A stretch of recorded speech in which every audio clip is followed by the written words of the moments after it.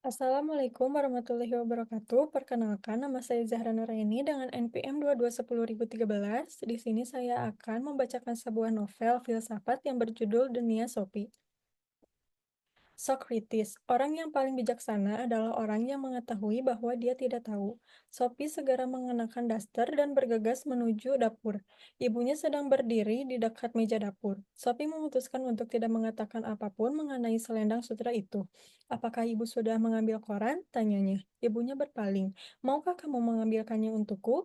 Sophie melesat keluar dalam sekejap, menuju kotak surat. Hanya koran. Dia tidak boleh berharap akan mendapatkan jawaban dalam waktu dekat, kiranya. Di halaman depan koran itu, dia membaca sesuatu mengenai batalion PBB Norwegia di Lebanon. Batalion PBB, bukankah itu cap pos yang terdapat pada kartu dari ayah Hilde? Namun, perangkonya Norwegia. Barangkali para serdadu PBB Norwegia mempunyai kantor pos sendiri. "Kamu menjadi sangat tertarik pada koran," kata ibunya ketika Sophie kembali ke dapur. Untungnya, ibunya tidak lagi berbicara tentang kotak surat dan sebagainya, baik ketika sarapan maupun selanjutnya pada hari itu.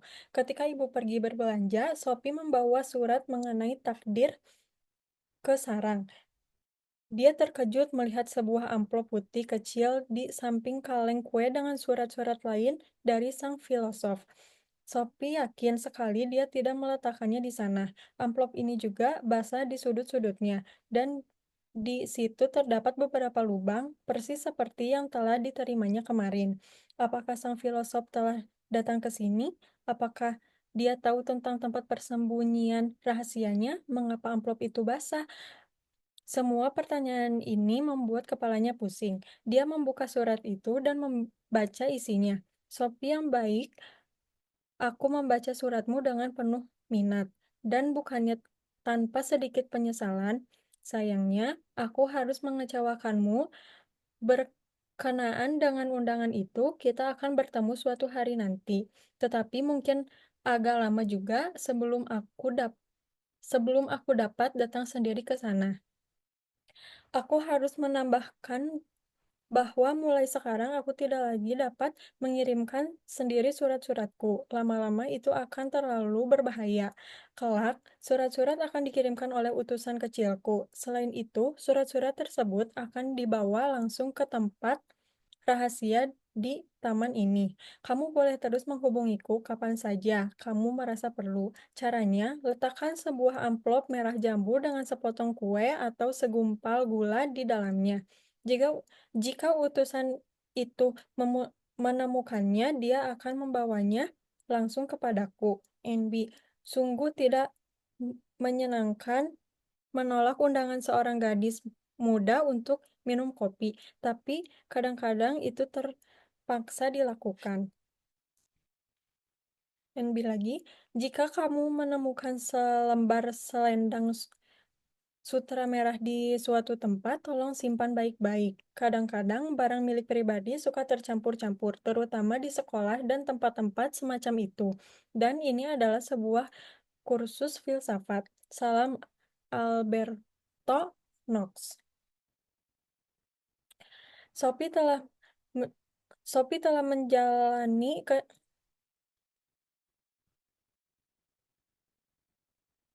Sophie telah menjalani kehidupan hampir selama 15 tahun dan telah menerima begitu banyak surat di usianya yang masih muda, setidak-tidaknya pada setiap hari Natal dan hari ulang tahunnya.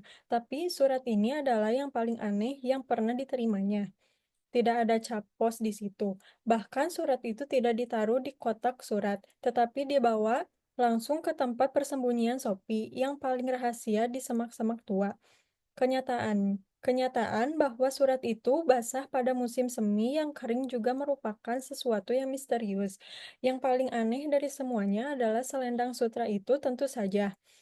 Sang filosof pasti mempunyai seorang murid lain, pasti begitu. Dan murid lain ini telah kehilangan selendang sutra merah. Benar. Namun, bagaimana benda itu bisa sampai di bawah tempat tidur Sophie? Dan Alberto Knox, nama macam apa itu? Satu hal sudah jelas, kaitannya antara sang filosof dengan Hilde Moler. tapi bahwa ayah Hilda sendiri sampai salah menuliskan alamat. Itu benar-benar tidak dapat dipahami. Sophie duduk lama sambil memikirkan hubungan apa yang mungkin ada antara Hilda dan dirinya. Akhirnya dia menyerah. Filosof telah menulis bahwa dia akan bertemu dengannya suatu hari nanti. Barangkali dia juga akan bertemu dengan Hilda. Dia mem Dia membalik-balik surat itu. Kini dia juga melihat bahwa ada beberapa kalimat yang ditulis di belakang. Adakah sesuatu yang disebut kesopanan alamiah?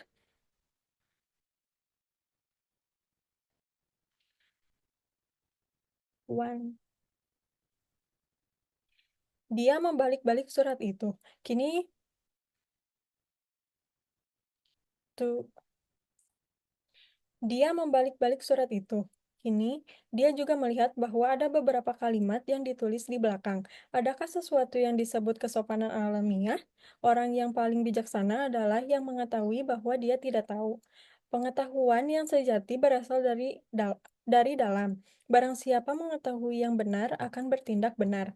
Sophie tahu bahwa kalimat-kalimat pendek yang tertulis di dalam amplop putih itu dimaksudkan untuk siapkannya menerima amplop besar berikutnya, yang akan tiba tak lama kemudian. Tiba-tiba dia mendapatkan gagasan. Jika si utusan datang ke sarang untuk mengirimkan amplop coklat itu, Sophie dapat duduk saja di sana menantikan pria itu.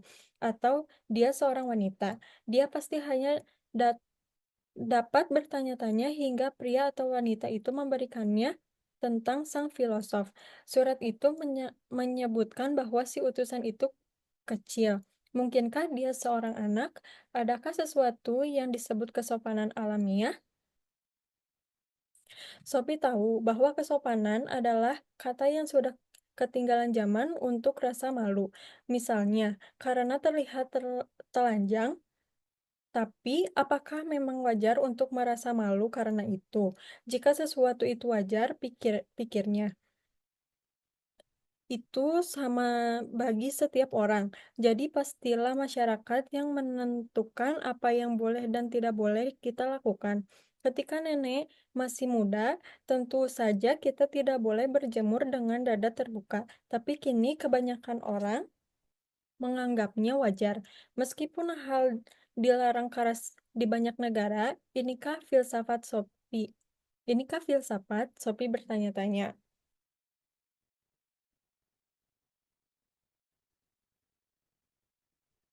Kalimat berikutnya adalah orang yang paling bijaksana adalah yang mengetahui bahwa dia tidak tahu. Lebih bijaksana dari siapa?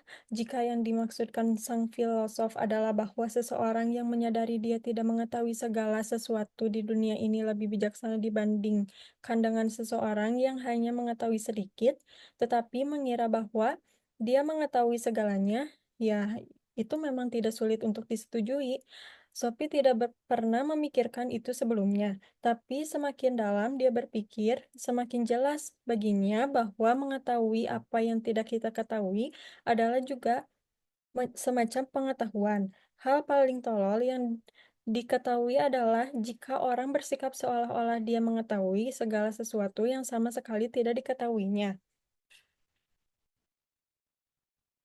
Kalimat berikutnya adalah tentang pengetahuan sejati yang berasal dari dalam. Tapi bukankah sesuatu Tapi bukankah semua pengetahuan itu masuk ke kepala setiap orang dari luar? Selain itu, Sophie dapat mengikat beberapa kejadian ketika ibunya atau para guru di sekolah berusaha untuk mengajarinya sesuatu yang belum dapat diterima.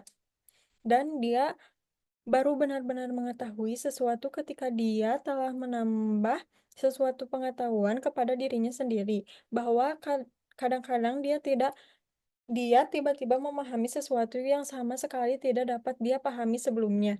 Itulah barangkali yang dimaksud orang dengan pencerahan.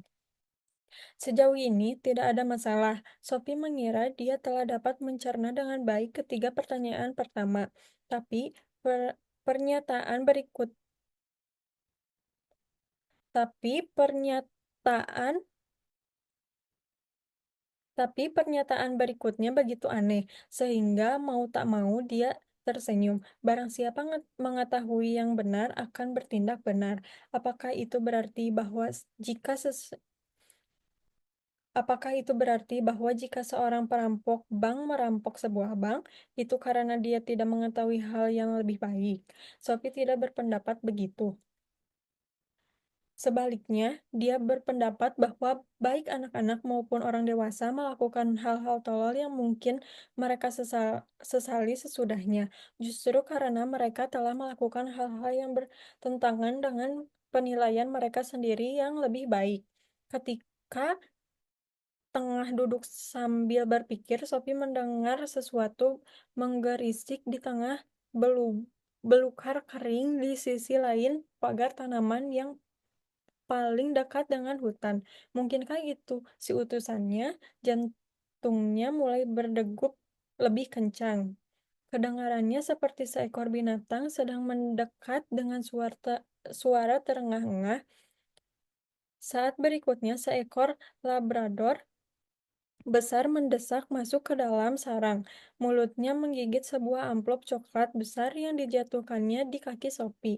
Itu terjadi begitu cepat sehingga Sophie tidak sempat bereaksi. Saat berikutnya, dia duduk dengan amplop besar di kedua tangannya, dan si Labrador keemasan telah berdiri masuk ke hutan lagi. Begitu semua berlalu, dia baru bereaksi. Dia mulai menangis, dia duduk seperti itu sejenak, kehilangan seluruh perasaan dan waktu.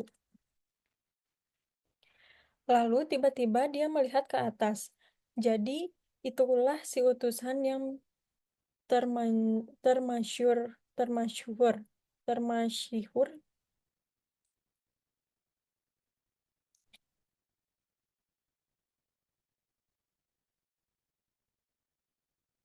Jadi itulah utusan yang termasyhur. Sopir mengembuskan napas lega. Jelas itulah sebabnya mengapa pengirim amplop-amplop itu basah dan ada lubangnya. Mengapa hal ini tidak pernah terpikirkan olehnya? Kini akalnya bisa menerima saran sang filosof agar menaruh sebuah kue atau segumpal gula dalam amplop jika dia menulis surat kepada sang filosof. Dia mungkin tidak selalu secerdas yang diinginkannya, tapi siapa yang dapat menduga bahwa utusan itu adalah seekor anjing yang terlatih? Itu memang sedikit di luar kebiasaan. Kini dia bisa mengabaikan sama sekali keinginannya memaksa si utusan untuk mengungkapkan tempat tinggal Alberto Knox. Sophie membuka amplop besar itu dan mulai membacanya. Sophie membuka amplop besar itu dan mulai membaca. Filsafat Athena. Sophie yang baik, ketika kamu baca ini, kamu mungkin telah bertemu Hermes. Tapi kalau belum, aku tambahkan di sini bahwa dia adalah seekor anjing. Tapi jangan khawatir, kelakuannya sangat baik. Dan lagi pula, jauh lebih cerdas dibandingkan dengan banyak orang.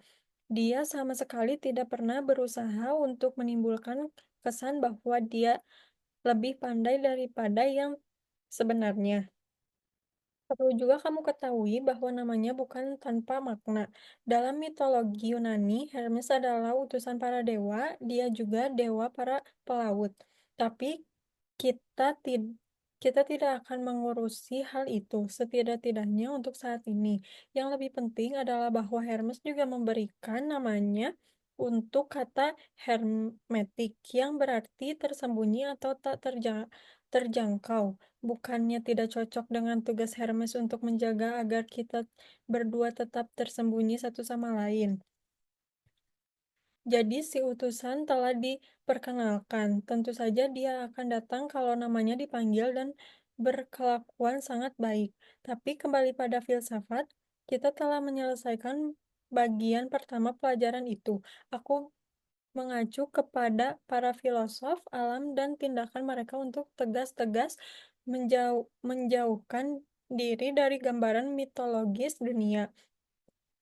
Kini kita akan bertemu dengan tiga filosof klasik besar, Socrates, Plato, dan Aristoteles. masing-masing dengan caranya sendiri. Para filosof ini mengetahui seluruh peradaban Eropa. Para filosof alam itu juga disebut pra-Socrates sebab mereka hidup sebelum zaman Socrates. Meskipun Demokritus meninggal beberapa tahun setelah Socrates.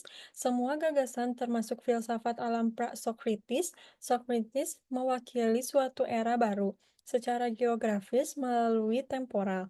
Dia adalah filosof besar pertama yang dilahirkan di Athena, dan baik dia maupun kedua penerusnya hidup dan bekerja di sana.